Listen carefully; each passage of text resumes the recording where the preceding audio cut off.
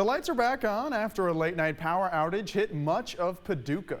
The utility company posted to Facebook saying an outage impacted 3 of their substations. That shut down power to several areas, including Paducah and parts of downtown along Lone Oak Road.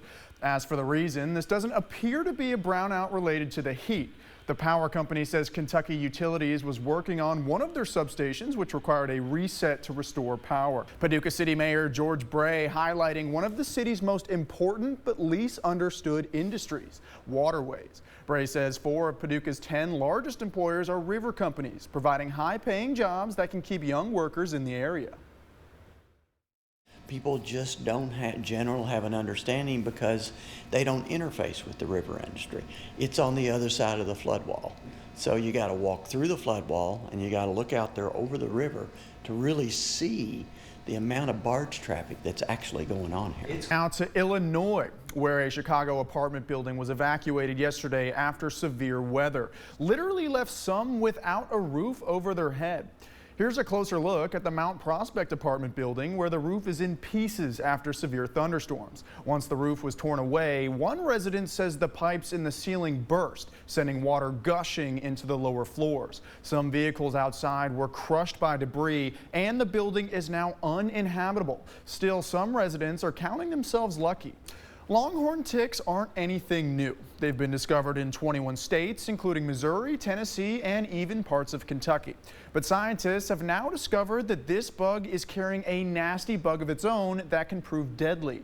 Dr. John Torres went to Connecticut where cases have been spotted and has everything you need to know. Those ticks may be new to some areas, but the usual methods to keep them away still apply. Use repellents containing DEET, wear long sleeves and long pants when hiking outside, and stay out of tall grass. If a tick bites you and you start to feel ill, don't wait to see your doctor.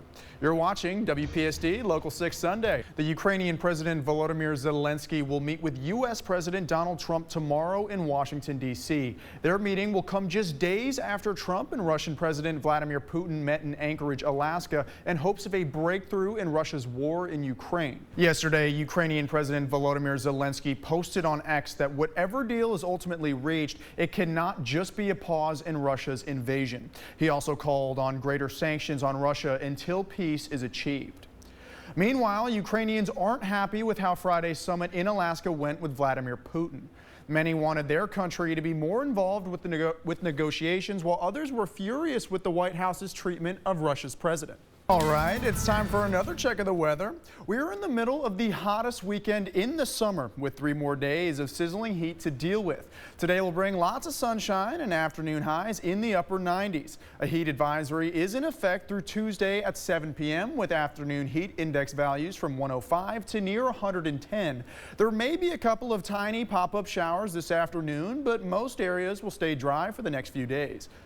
Even hotter temperatures are likely Monday and Tuesday with actual air temperatures near 100. We'll see a weak cold front arrive Wednesday with a small chance of a few showers and storms along with a welcomed cool down for the end of the week.